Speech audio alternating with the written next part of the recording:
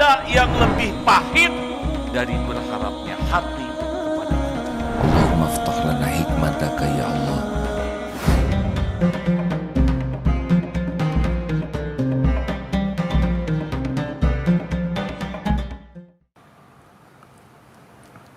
Jadi mata bisa melihat, telinga bisa mendengar. Ini bagian daripada perlindungan Allah.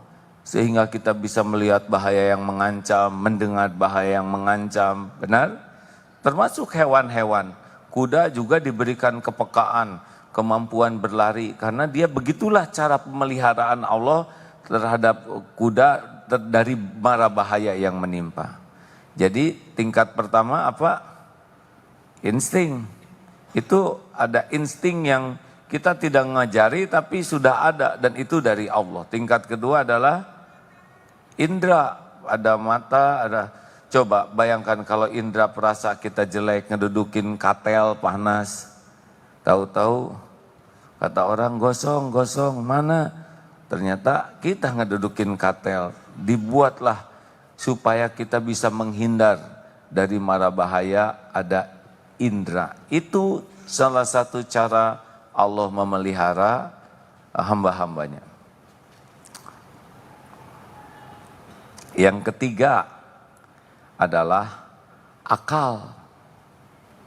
Allah memberikan kepada kita akal. Ini pun perlindungan dari segala siasat, rencana jahat, keburukan orang, tipu daya, ya kan? Dengan akal ini banyak pemeliharaan pada diri kita. Bisa dipahami tidak hadirin? Seperti hujan, kita membuat payung, kita terpelihara, ada jas hujan, itu kan buah akal. Kalau kambing saya kira tidak bisa membuat payung. Tetapi sistem tubuhnya sedemikian rupa. Tapi bagaimana dong hamba-hamba Allah yang diciptakan di hutan belantara? Oleh Allah dibuat sedemikian rupa, sistem pertahanan tubuhnya lebih kuat dibanding kita. Kita makan sedikit disentri, makan ini langsung mules. Tapi yang di sana tuh, di hutan-hutan, minum air mantap aja. Karena kalau disentri terus punah. Allah menciptakan dengan keadilannya perlindungan. Lalu dan yang tertinggi adalah tingkat pemeliharaan Allah adalah dengan hidayah.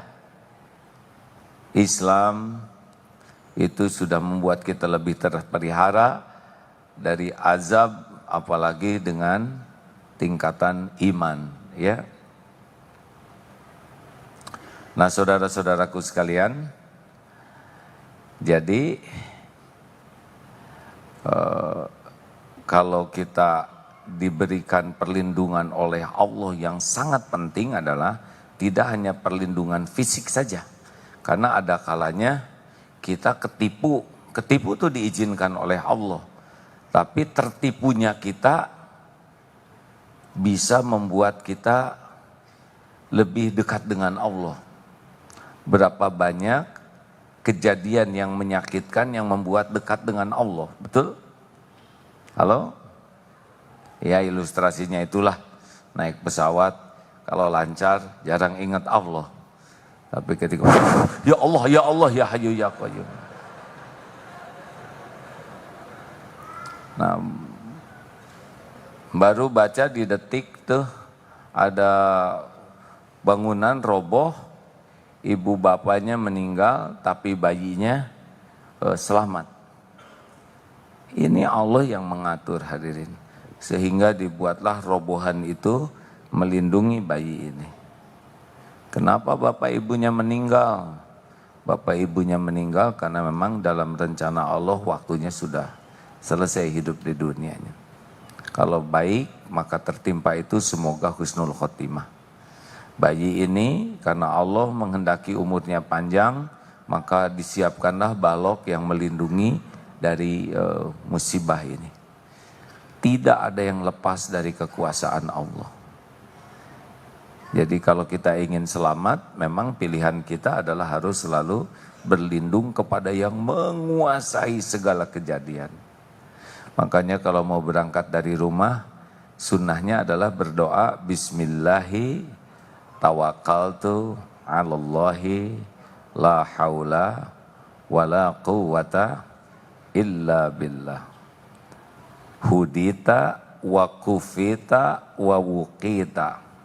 Jadi orang yang berdoa bismillahi dengan menyebut nama Allah, tawakkaltu 'alallahi, saya bertawakal kepada Allah, la haula, tiada daya, wala quwata, tiada kekuatan, illa billah, kecuali dengan izin Allah. Hudita, diberikan petunjuk, wa kufita, dicukupi, wa wukita, dilindungi. Sampai setan juga tidak berdaya itu. Dia berbicara kepada teman-teman setan, bagaimana kita akan menyesatkan orang yang ditunjuki, dicukupi, dan dilindungi. Kita harus bulat tuh, bahwa kita ini hanya bisa selamat dengan perlindungan Allah Al-Hafiz.